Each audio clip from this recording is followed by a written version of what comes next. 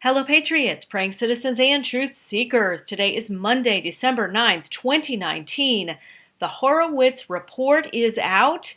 We have comments from the president, from AG Barr and John Durham. And in short, let's just say deep state operatives like James Comey, Clapper, Strzok, Page, be very afraid. So let's start with the president's little talk this afternoon about the release of this report. Okay, thank you very much. The IG report just came out, and I was just briefed on it, and it's a disgrace what's happened with respect to the things that were done to our country. It should never again happen to another president. It is incredible, far worse than I would have ever thought possible. And it's an embarrassment to our country. It's dishonest. It's everything that a lot of people thought it would be, except far worse. So I'm going to get some very detailed briefings, but they are. It's a very sad day when I see that. It's a very sad day when a lot of people see that. They had known nothing. It was concocted, and you say what you want. That was a probably something that's never happened in the history of our country. All right, so let's take a look at the report itself. Now it's 400 and some pages, so I have the highlights. Here's the initial statement. Our review found that FBI personnel fell far short of the requirement in FBI policy that they ensure that all factual statements in a FISA application are scrupulously accurate. We identified multiple instances in which factual assertions relied upon in the first FISA application were inaccurate, incomplete, or unsupported by appropriate documentation, based upon information the FBI had in its possession at the time the application was filed. The massive omission and false assertions in the FISA applications made it appear that the information supporting probable cause was stronger than was actually the case. We concluded that the failures described above and in this report represent serious performance failures by the supervisory and non-supervisory agents with responsibility over the FISA applications.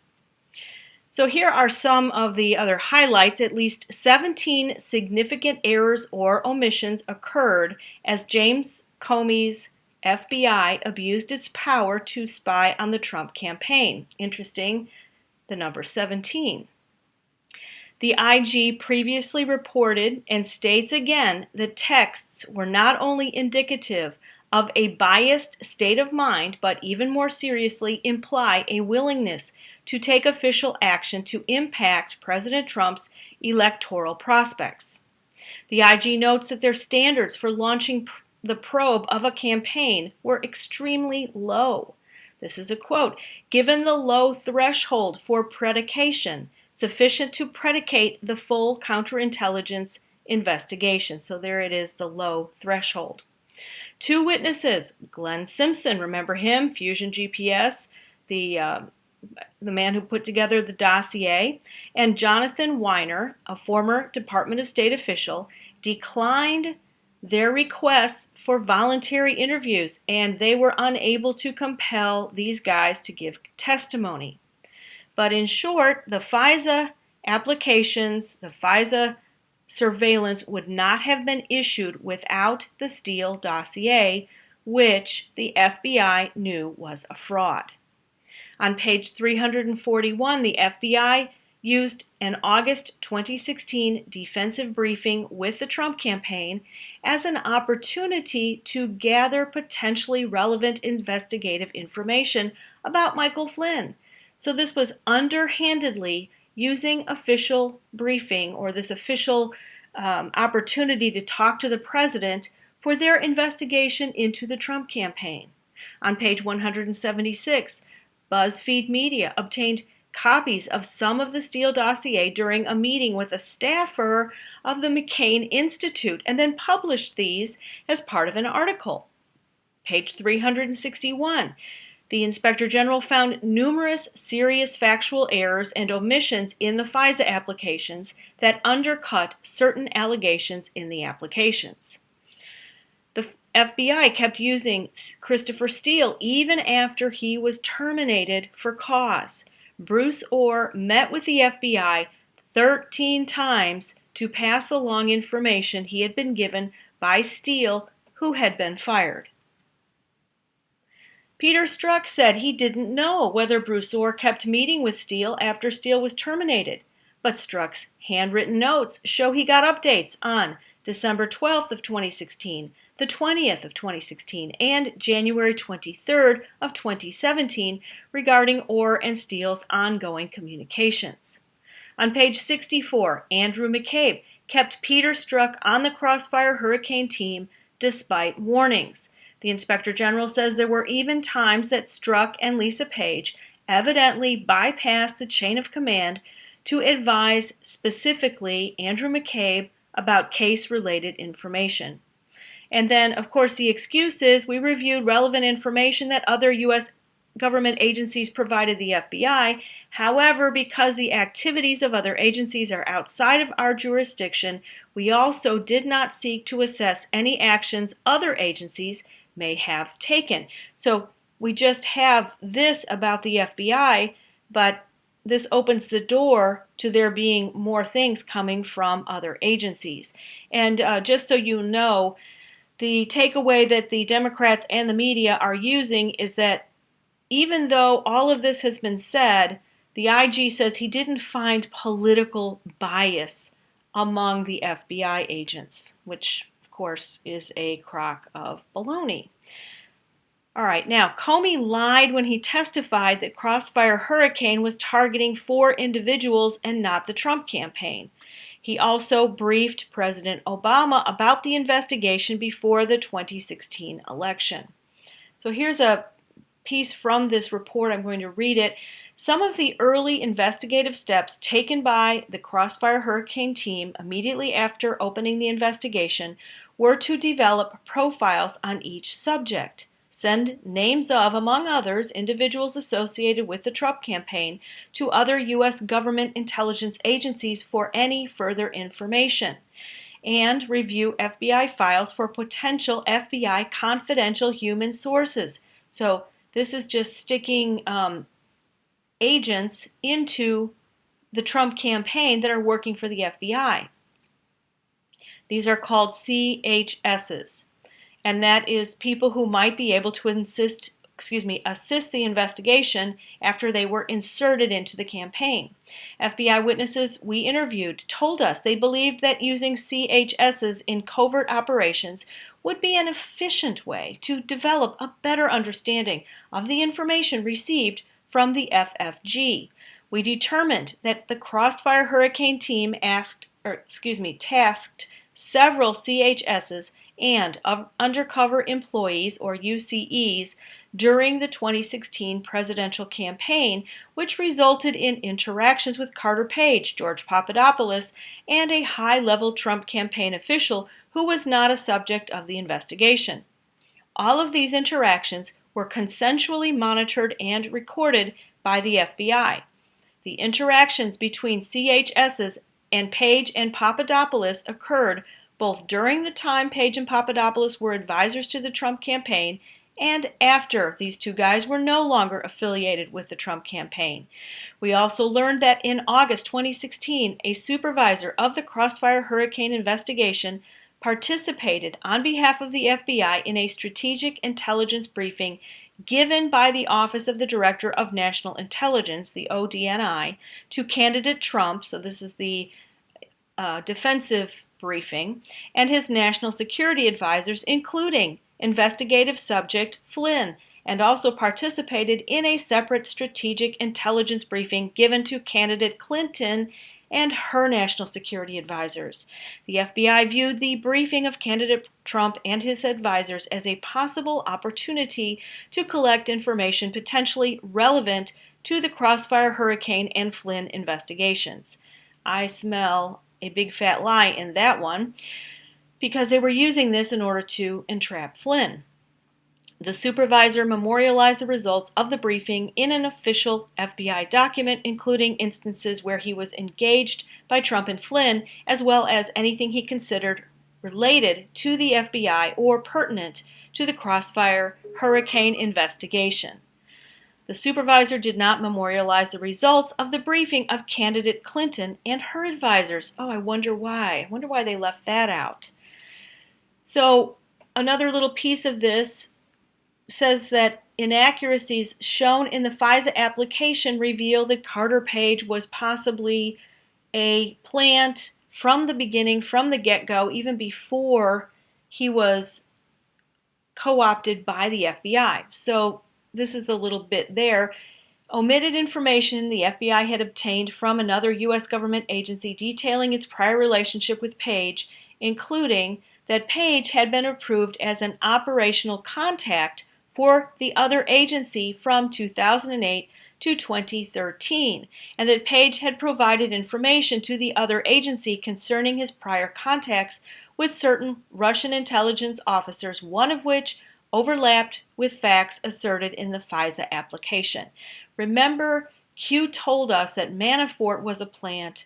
He said plants need water. He alluded to other people being plants within the campaign. I wanted to include this little piece of information. I can't pronounce the guy's name. I'm not going to even attempt it. He says, this is going to be interesting today. Christopher Steele was told yesterday that information on him that he has not reviewed and was expected to be redacted was declassified and will now be included in the Inspector General's report today. So I'm expecting more to come out about Christopher Steele and more lies, because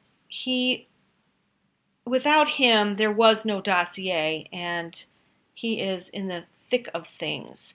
Now let's get to the statement by Attorney General Barr, and this is after he's read the report, or, I don't know how you read 400 pages in an hour, or however long after. I think his statement came out right at the same time, so maybe he was given a courtesy copy. But anyway, he says nothing is more important than the credibility and integrity of the FBI and the Department of Justice. That's why we must hold our investigators and prosecutors to the highest ethical and professional standards. The Inspector General's investigation has provided critical transparency and accountability, and his work is a credit to the Department of Justice. I would like to thank the Inspector General and his team.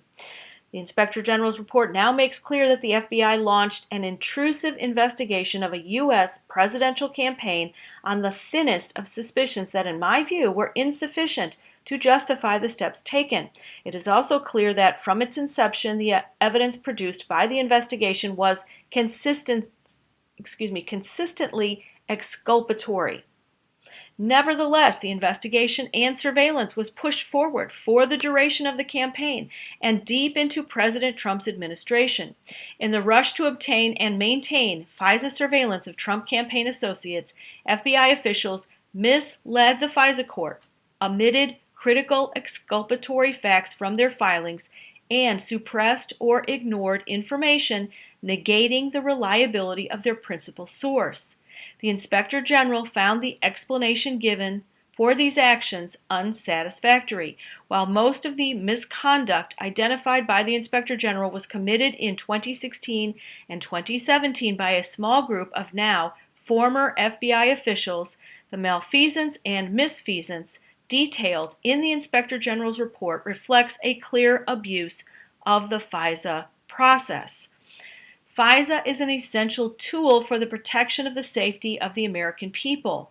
The DOJ and FBI are committed to taking whatever steps are necessary to rectify the abuses and to ensure the integrity of the FISA process going forward. He says, no one is more dismayed about the handling of these FISA applications than Director Wray. I have full confidence in Director Wray and his team at the FBI, as well as the thousands of dedicated line agents who work tirelessly to protect our country. All right, then he says that he will follow all appropriate processes and procedures, including as to any potential disciplinary action. Right, so this opens the door for further investigations. Obviously, the House would I'm sure they're not going to do anything with it, but the Senate is the key, and they have this information. And then coming out of John Durham's office, now he's the special prosecutor, he's a U.S. attorney. He says this: I have the utmost respect for the mission of the Office of Inspector General and the comprehensive work that went into the report prepared by Mr. Horowitz and his staff. However, our investigation is not limited to developing information from within component parts of the Department of Justice. Our investigation has included developing information from other persons and entities, both in the U.S. and outside of the U.S. Based on the evidence collected to date, and while our investigation is ongoing, last month we advised the Inspector General that we do not agree with some of the report's conclusions as to predication and how the FBI case was opened. And this is why the deep state operators that are still out there walking around free should be very afraid. This is not over.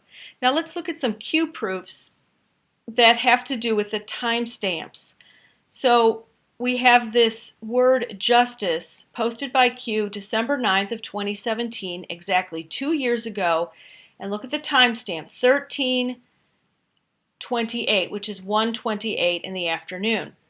So then we have the watch time that was posted on December 2nd at 1:31 in the afternoon, and it says, the time on the watch shows 1:29. So you see all these things are around the same time, and then the release of the statement by the Office of the Inspector General was done at 12:29. So depending on where you are, Eastern Time or Central Time, this would be 1:29 Eastern.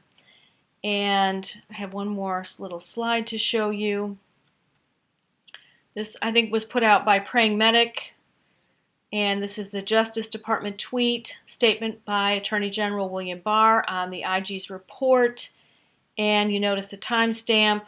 Now, he says that this is Mountain Time, 10:29, which would be 1:29 Eastern Time. All right, let's keep moving. I want to show you what's happening with this hearing that was going on today. It's even probably still happening as I record this. These are some of the headlines because the deep state, the media, the Democrats know that this thing is falling apart. So CNBC writes, Trump's impeachment comes at the perfect time for Trump. And then the national interest. 2 days ago, good news for Trump. Democrats keep changing their impeachment inquiry baton. And then, keep changing their impeachment allegations. And then, poll, impeachment is helping Trump in 3 key battleground states. So, and that's coming from Axios. Now, here's a little piece from Jake Novak. This is an opinion published today. Trump's impeachment comes at the perfect time for Trump. He says the most important difference between the Trump impeachment and the other presidents who have faced this process is the fact that it comes in the midst of a re-election campaign. It may seem like trying to run for re-election during an impeachment trial in the Senate is like driving with one flat tire. But for a man whose brief political career has been entirely about a virulent campaign against the political establishment, fighting a battle against a series of entrenched politicians fits right into his brand. So they're running for cover. So let's talk a little bit about these shameful hearings today. Really painful to watch. If you know anything about what's going on now for mainstream America that's not paying any attention, it probably looked pretty bad for the president. I like a couple of these images. So you've got Jim Jordan sitting here. He's surrounded by 2 signs. One says, "Where's Adam?" Because Adam Schiff is nowhere to be found in this, terribly concerning, prayerful process of impeachment. He's not there. Then you have a quote from Representative Cedric Richmond that says, "My sole focus right now is to make sure that he's not the president next term." And then our favorite, Representative Al Green, saying, "I'm concerned if we don't impeach this president, he will get reelected. Even if you do impeach him, he will get reelected." All right, so this kind of summarizes what happened today. Lee Zeldin writing, Nadler actually just said in his opening statement, these facts are not in dispute. It's bold enough to declare something untrue as a fact, but then claiming it's not in dispute requires limitless nerve, massive blinders, and the strongest belief that the American public are idiots. So what they started doing is repeating this misquote. So they show a partial clip of President Trump saying he can do what he wants as president. He's referring to whether he keeps the special counsel or fires a special counsel, which he never did anything with Robert Mueller. He allowed him to do the process, finish it, write a report. So that's what he's talking about, but they're playing it as though he's saying he can do this without impunity. He can do whatever he wants as president. And so you take that clip and you just play it over and over again, and it looks pretty bad. And then they play the video clip of him joking and asking Russia to look for Hillary's emails. They're calling everything that they say the facts, and then they repeat lies, half-truths, and a twisting of the law. They talk about the law and what the law allows, and then it's not actually what the law allows whatsoever. Nadler has his counsel, so the counsel or the lawyers that are there are staff lawyers. He has his own counsel call a witness, then has him grill this other witness, but neither one of them has witnessed anything. And so this is completely unconventional, and it's a stacked and biased process. Doug Collins said this the other day. At the end of the day, all of this is about a clock and a calendar, because Democrats can't get over the fact Donald Trump is president of the United States and they don't have a candidate that they think can beat him. So it's kind of interesting. He talks about a clock and a calendar. We have that in this November 19th post from Q. Step 4, open new, fake, and false investigations as chairman of the House Intel Committee to retain disinformation campaign designed to keep liberal D-Americans on board to regain power and prevent prosecution. Executive time, and then pre-public awareness like clockwork, D 1 through 6. Enjoy the show. The president left on a trip on Saturday, and he told waiting reporters that his personal attorney, former New York City Mayor Rudy Giuliani, found plenty of good information during his recent trip to Ukraine and Europe. Trump then added that he believes Giuliani wants to present a report to William Barr and to Congress. He added that Giuliani has not told him what he found. And then we have this tweet from Chanel Rian of OANN, and this is Viktor Shokin, who is the fired prosecutor in Ukraine, and he had spoken to her. She went there to interview him. He said, you don't have to believe me. Americans should demand the telephone transcripts of Joe Biden and Ukrainian President Poroshenko between December of 2015 and February of 2016, even after that, after I resigned. And this is telling us Ukrainian officials showed this reporter 6 criminal cases involving Joe Biden and his son Hunter. And Senator Graham also received money from Ukraine. So perhaps that's why he's not too anxious to get to the bottom of this mess. Let's talk now about what's going on with Twitter. And I'm calling them the Stasi. And the Stasi was the Ministry for State Security or State Security Service. And that was operated by the German Democratic Republic. It has been described as one of the most effective and repressive intelligence and secret police agencies ever to have existed. So it is nearly 70 years old, and it was dedicated to monitoring and preventing outside influences, particularly from the West. So we can just substitute conservative, red-pilled Americans, truth seekers, and that's what Twitter is trying to protect the American people from. So here's what happened. Pete Hegseth posted screenshots Sunday which showed his original tweet calling the Pensacola shooting Islamist terror. His tweet was removed by Twitter. Then he showed an image of his appeal to Twitter. The shooter's social media, which was taken down after the attack, showed anti-Israel postings and a quote from Osama bin Laden, and it included a lengthy manifesto posted hours before the shooting on Friday. It was sharing a screen grab of this post that Pete Hegseth said led to his Twitter ban. He also wrote, "Big tech does the bidding of the left, especially to include anyone who speaks truth about the threat of radical Islam." So let me show you a picture of what he did. So here is his tweet. Here's the now blocked tweet from Saudi Islamist Mohammed al-Shamrani, who murdered 3 brave Americans in Florida. The coward posted it just hours before his terrorist attack. This is Islamist terror. No reason to ever mince words. Saudi Arabia must be held to account. And then he says, yesterday I was banned from Twitter because I posted a screenshot of the terrorist from Florida tweeting his Islamist motivation. That's it, a screenshot of a terrorist in his own words. If they can ban me, they will ban anyone. We need to fight back. Heck, I posted the terrorist screenshot on this post too, so stay tuned for Instagram banning me too. Big tech does the bidding of the left, especially to include anyone who speaks the truth about the threat of radical Islam. Sarah Carter writes, Pete Hegseth should never have been suspended for sharing the truth. This evil must be exposed, not hidden. The manifesto is exactly how the extremists feel about Americans. This policing of social media isn't. So let me just go down to their policy. And according to Twitter's terrorism and violent extremism policy, no user is allowed to threaten or promote terrorism or violent extremism.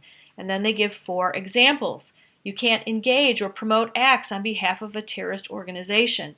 You can't recruit for them. You can't provide or distribute services to further their violent goals. And you can't use the insignia or symbols of a terrorist organization, etc., to promote them. He did none of those, and he still got his tweet pulled.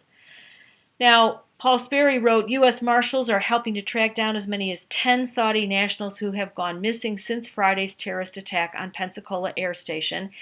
It's Pensacola Naval Air Station, as federal investigators suspect the AWOL Saudi enrollees may be tied to Saudi terror cell that infiltrated U.S. Navy installation in Florida. So I think we'll hear more about that, and hopefully we will see these guys come to justice and possibly the death penalty. Wouldn't that be something?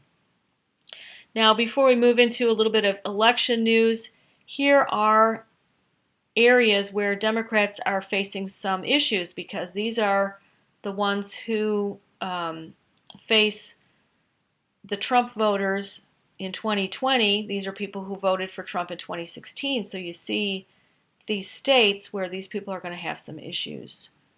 And that's good. They should either step back on this impeachment or they should face the wrath of the voters. So Elizabeth Warren is now being outed for another lie, because she says that I don't do big dollar fundraisers. She told that to Tonight Show host Jimmy Fallon on Wednesday. Oopsie. She carved out a workaround to her pledge by speaking at high-dollar fundraisers for the DNC, whose financial support in the general election will be crucial to Warren if she is the party's nominee. And then it also came out that she made $1.9 million as a lawyer for big American companies, which, again, speaking out of both sides of your mouth, Elizabeth. And then there's this is circulating again, that Michelle Obama, after all these people implode and their campaigns fall apart, Michelle Obama will be waiting in the wings to receive the nomination. Well, that would be something, wouldn't it? She probably would have a pretty good chance of winning, because she doesn't have any record that she has to stand against. People believe what she tells them, and I think it could spell trouble for, it could spell trouble for the president, except he's so good at debate and presenting the facts and sticking to his talking points that I think he'd probably make mincemeat out of her. So we'll see what happens with that. Now I want to switch to some goofy conspiracy stuff, but we all know that where there's smoke, there's fire as far as this is concerned. So we have Pope Francis, who continues to tweet out the word concrete, whether it's the way that his tweets are translated and he says it in speeches, but he says the word concrete over and over again. So this latest one, corruption undermines the dignity of the person and shatters all good and beautiful ideals. All of society is called upon to make a concrete commitment to combat the cancer of corruption, which, with the illusion of quick and easy profits, in reality impoverishes everyone. All right, so whatever that means, maybe they just like alliteration, so there's a lot of C's in there. But he's also said that Jesus' love is concrete, that steps are being taken to deal with pedos within the church, and those are concrete steps, that they are taking concrete and effective measures to promote unity, and concrete gestures of love are needed. This is the same man who recently compared President Trump to Herod, who basically had Jesus, who was wanting Jesus to be put to death. And then he let the people decide, and they wanted Barabbas freed, and they wanted death to Jesus. So I'm sure that our Heavenly Father's not pleased with that comparison. Now let's talk about concrete. So there is a company called Cemex, and it's a Mexican multinational building materials company headquartered in San Pedro near Monterrey, Mexico. It manufactures and distributes cement, ready-mix concrete, and aggregates in more than 50 countries. Now, we know that the Masons consider themselves a master builders, and they want to build a globalist society. They've been trying to do this for hundreds, maybe thousands of years, and they always have these cornerstones. 3 Days and 3 Nights tweeted, "What if every Mason or Masonic cornerstone was laid in our civic buildings as a form of binding witchcraft to strengthen demonic strongholds in our towns? Now what if young blood was quietly mixed in with the cement or concrete before it arrived on site? 99% couldn't handle the truth." So if this is the first time you're hearing this and you're new to the Q movement, this is the kind of stuff that you are going to run into. And just to kind of lay it out there, I also want to show you this, which is a U.S. patent, May 20th of 1980, the use of blood in the cement, mortar, and concrete industry for obtaining a lightened material. The abstract says the present invention relates to the use of blood in the construction and building industry, whereby blood and extracts of blood containing hemoglobin are used as air entraining colloids. The recommended process for preparing a lightened material consists in associating a construction element chosen from the cements, mortars, and concretes with at least one air-entraining colloid chosen from whole blood, globules, and red blood corpuscles and hemoglobin. The invention also relates to the lightened material obtained according to this process. Now, why would you do that, and where would you get it from? Now, it doesn't say it has to be human, but that's one thing you might do in order to hide your human trafficking and your pedophilia activities that result in the demise of the person. That might be one way that you dispose of the incriminating evidence. I hate to be the bearer of bad news, but I think it's better if we all get a little bit at a time, so when the whole truth comes out, we're at least somewhat prepared. All right, so Incarcerated ET writes, misspelled everything in second half of POTUS, smocking tweet, everything missing Y. Y is the head of MOSSAD, Anon's figured that out last night. So here are these two Trump tweets. The Democrats haven't come up with a smocking gun. Nancy Pelosi, by raising this to the level of impeachment, has raised the bar impossibly high. This comes after 3 years of nonstop investigations of Trump, the Russian collusion narrative, the Mueller report, and now the American people are supposed to believe that this simply isn't a part of, and then here's the word everything, missing the Y, they've been trying to do for the last 3 years. I think it is really a hard sell for Nancy Pelosi. He's quoting Dan Henninger of the Wall Street Journal. This was posted yesterday at 4:08 p.m. All right, so let's look at smocking, and he's used the word smocking before. 12/10 of 2018, Democrats can't find a smocking gun tying the Trump campaign to Russia after James Comey's testimony. No smocking gun, no collusion. That's because there was no collusion. So now the Dems go to a simple private transaction, wrongly calling it a campaign contribution. So what is smocking? Well, here's an example of what could be smocking. This is John Podesta. This is very possibly Valerie Jarrett behind him. They are not wearing any clothes, and their bodies are painted with fluorescent paint. And here is from the Urban Dictionary. Smocking is body painting for sexual gratification. While the majority of body painting is done for artistic reasons, smockers belong to the subgroup that's just interested in getting their kicks, normally either a negative or playful context. Smockers aren't generally considered artists. Make of that what you will, but I think we're getting very close to the day when this guy will not be able to walk down the street. Some other news today. Paul Volcker passed away. He was Fed chair in 1979. Gabe Hoffman writes, this guy's an investment guy, he says, at that time many believed inflation to be unconquerable, spiraling out of control. Volcker made tough, unpopular short-term choices. Volcker broke inflation. Ronald Reagan and Paul Volcker set the foundation for our current prosperity. He was 92. And then let's switch gears and talk a little bit about Epstein. If you didn't catch the Jesse Waters segment from the other night that Q told us about, the one where he talked about QAnon, he also talked to this man who is a private investigator who looked into Jeffrey Epstein. His name is Mike Fiston. He claimed that one of Epstein's pilots disclosed details about the many trips that were taken and the fact that they had these young girls dressed like candy stripers, and that Bill Clinton was on 26 of those flights, and these were young teenage girls, not anywhere close to being 21. Then this happened. Okay, you may have heard about this. So there's an art exhibit in Miami where somebody took a banana and they used duct tape, they stuck it to the wall. Then another performance artist ate the banana, and the banana was part of performance art. It was said to be worth, I've seen numbers anywhere from $100,000 to $150,000.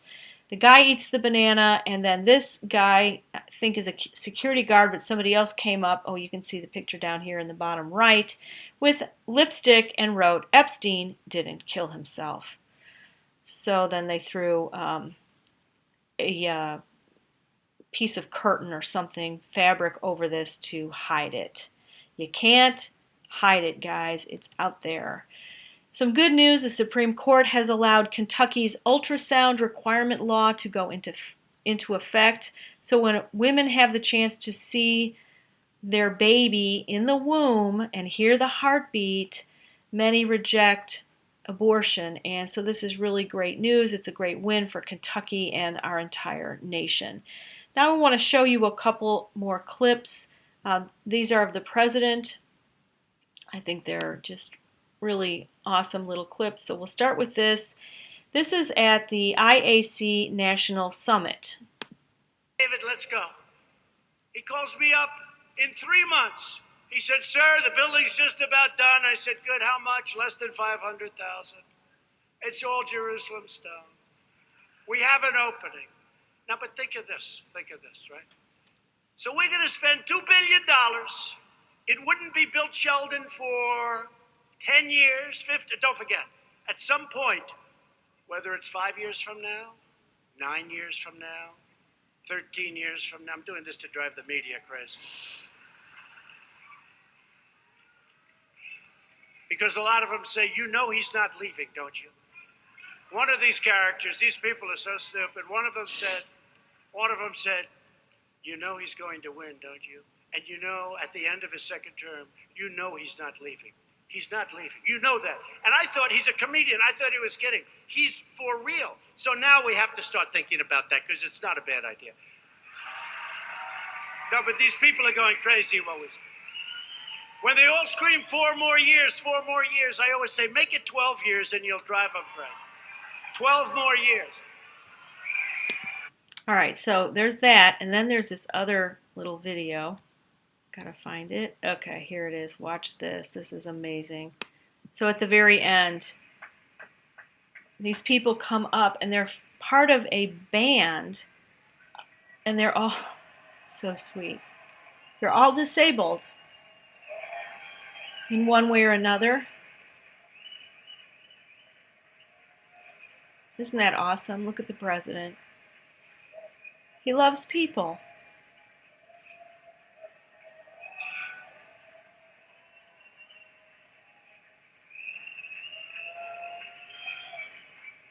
And they love him.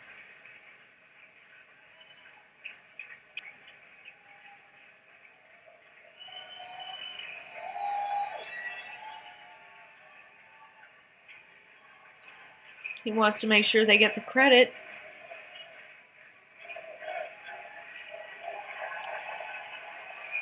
That's his heart.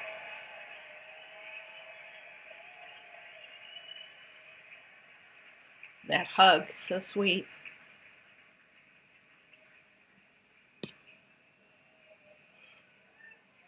They are fantastic.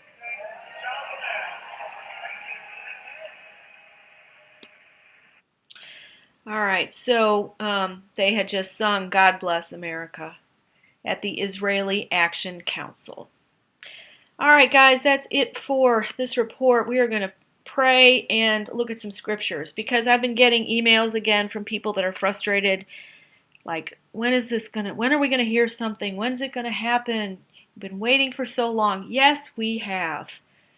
And patience is a virtue. And I don't know if I've ever told you guys this, but one time I prayed for patience in earnest, and I got pregnant with twins. I am not kidding. And that made me the most patient person on earth. Talk about not being able to do anything. I had a 5-year-old, a 3-year-old, and twins. But what a blessing. So let's think about this whole thing of being patient and waiting as part of God's plan, not something that caught him off guard or surprised him.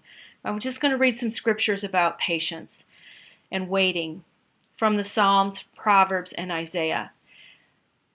Yea, let none that wait on you, God, be ashamed. Let them be ashamed which transgress without cause.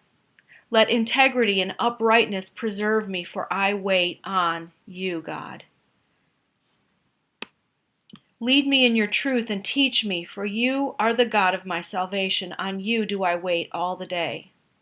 Wait on the Lord and keep his way, and he shall exalt you to inherit the land. When the wicked are cut off, you will see it. I will praise you, Lord, forever, because you have done it, and I will wait on your name, for it is good before your saints. Say not, I will recompense evil, but wait on the Lord, and he shall save you. But they that wait upon the Lord shall renew their strength. They shall mount up with wings as eagles. They shall run and not be weary, and they shall walk and not faint. Father, help us to wait. Help us to wait with joy and patience and rejoicing, because this is the day that you've made. Every day is your day, Father.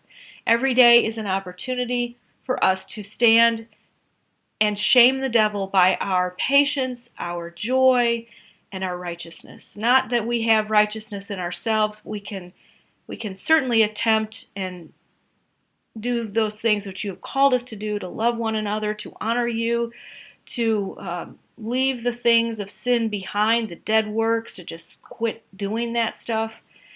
And so, Father, every day that we do that, we shame Satan and we make him powerless in our lives. So we thank you for each and every day, Father, that is a perfect opportunity to praise you and to be developed and matured in this walk of life.